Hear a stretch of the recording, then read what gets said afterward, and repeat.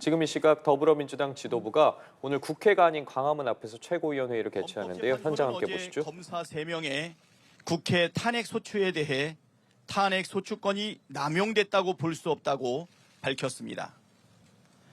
헌재는 국회 탄핵 소추안 의결 과정에서 필요한 법정 절차가 준수되고 피소추자의 헌법 내지 법률 위반 행위가 일정 수준 이상 소명되었다 하면서 이 사건 탄핵소추 주요 목적은 헌법 위반 등에 대한 법적 책임을 추궁하고 동종의 위반 행위가 재발하는 것을 사전에 예방함으로써 헌법을 소화하기 위한 것으로 보아야 한다고 했습니다.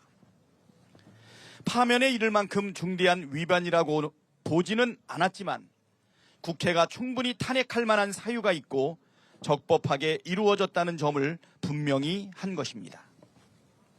권영세 국민의힘 비대위원장이 윤석열에 대한 헌재의 탄핵 심판 결정에 승복하겠다고 밝혔습니다. 며칠 전까지만 해도 마은혁을 임명하라는 헌재 결정을 따르지 말라고 최상목 부총리를 압박하더니 이제 윤석열과 손절하기로 마음먹은 것 같습니다. 그러나 많은 국민께서는 국민의힘의 헌재 결정 불복을 우려하고 계십니다. 국민의힘이 그동안 말 따로 행동 따로 행태를 지속해왔기 때문입니다.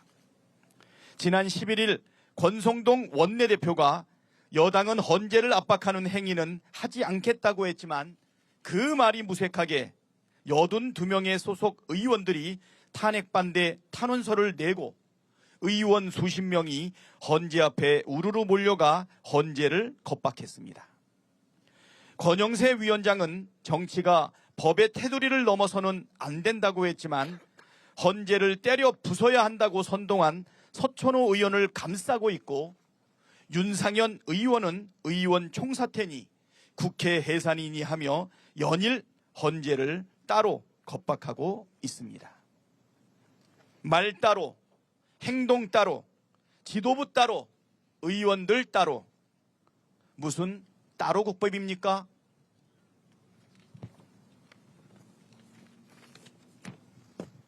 권영세 위원장과 권성동 원내대표가 진심으로 헌재 결정을 존중한다면 서천호, 윤상현 의원 제명에 찬성하고 최상목 부총리에게 마은혁 재판관을 즉각 임명하라고 하십시오. 헌재 결정에 승복하겠다는 말의 진정성을 행동으로 보여주길 바랍니다. 줄 탄핵 때문에 계엄 선포했다는 허위 선동으로 파면을 막지 못합니다. 22대 국회에서 비상계엄 전 가결된 탄핵은 딱 한 건, 이진숙 방통위원장에 대한 탄핵뿐이었습니다. 감사원장과 검사 3인을 비롯한 나머지 탄핵은 비상계엄 이후의 일입니다. 게다가 어제 대법원은 이진숙 체제 방통위에서 이뤄진 MBC 대주주 박문진 이사 임명 처분 효력을 정지해달라는 신청을 최종 받아들였습니다. 이준숙이 비록 파면은 면했지만 불법을 행했다는 것을 인정한 것입니다. 헌재도 이진숙과 검사 3인에 대한 국회의 탄핵이 적법하고 충분한 사유가 있었다고 판단했다는 점을 다시 상기시켜 드립니다. 오히려 윤석열이야말로 취임 이래 25번의 줄 거부권을 행사했습니다. 이승만 이후 가장 많은 거부권을 행사했고 인사청문 보고서 채택 없이 임명을 강행한 번만 30번, 장차관의 국회 불출석은 120번이 넘습니다. 역대급 국회 무시, 일방 폭주를 막기 위한 국회에 불가피하고 적법한 탄핵을 내란의 이유라고 선동하는 건 매우 파렴치한 일 아닙니까?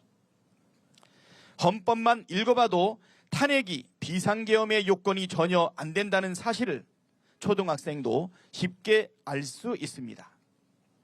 거짓말을 반복하면 국민이 계몽될 거라고 착각하는 모양인데 그것은 국민을 목매한 존재로 여기는 태도입니다. 허위 선동과 억지 주장 말고 겸허하게 파면 결정을 기다리길 권합니다. 헌법을 중대하게 위반한 윤석열은 파면을 피할 수 없습니다.